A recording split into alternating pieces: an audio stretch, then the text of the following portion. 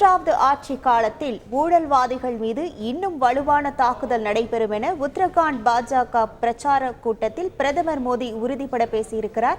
இது குறித்தான கூடுதல் தகவல்களோடு இணைகிறார் நமது செய்தியாளர் ரமேஷ்குமார். வணக்கம் ரமேஷ்குமார். இந்த பாஜக பிரச்சார கூட்டத்தில் வேறு என்னென்ன விஷயங்கள் குறித்து பிரதமர் மோடி பேசியிருக்கிறார், விவரங்கள் என்ன?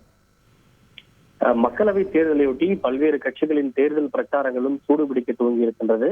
உத்தரகாண்ட் மாநிலத்தில் உள்ள ருத்ரப்பூர் பகுதியில் நடைபெற்ற பாஜக பிரச்சார பொதுக்கூட்டத்தில் பிரதமர் மோடி கலந்து கொண்டு சற்று முன்னதாக உரையாற்றினார். அப்போது காங்கிரஸ் கட்சியின் மீது அவர் மிக கடுமையான விமர்சனத்தை முன்வைத்தார். ஏனென்றால் உத்தரகாண்டை பொறுத்தவரை அங்கு இருமுனை போட்டி, காங்கிரசுக்கும் பாஜகவுக்கும் இடையில் தான் போட்டி. எனவே காங்கிரசின் மீது மிக வலுவான குற்றச்சாட்டுகளை முன்வைத்திருக்கிறார்.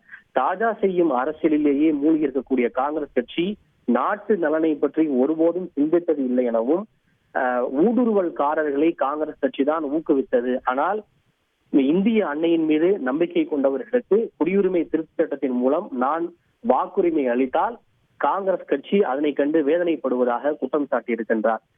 மேலும் ஊழல் என்பது ஏழைகள் மற்றும் நடுத்தர மக்களின் உரிமைகளை பறிக்கிறது. அத்தகைய உரிமைகள் பறிக்கப்படுவதை நான் ஒருபோதும் அனுமதிக்க மாட்டேன் என குறிப்பிட்டார். ஊழலை அகற்றுவோம் என்று நான் சொன்னால் அவர்களோ ஊழல்வாதிகளை காப்பாற்றுவோம் என்று கூறுகிறார்கள் என தெரிவித்த பிரதமர் மோடி, ஊழல்வாதிகள் என்னை மிரட்டுவதோடு அவதூறும் செய்கின்றனர். ஊழல் செய்தவர்கள் சிறைக்கு செல்ல வேண்டாமா? ஊழல் செய்வதற்கு எதிரான நடவடிக்கைகள் தொடரும் என்று அவர் தெரிவித்திருக்கிறார். இத்தகைய அச்சுறுத்தல்கள் விடுத்தாலும் எந்த விதமான அச்சுறுத்தல்களையும் அவதூறுகளையும் மிரட்டல்களையும் கண்டு நான் அஞ்ச மாட்டேன். ஊழல்வாதிகளுக்கு எதிரான நடவடிக்கை தொடரும்.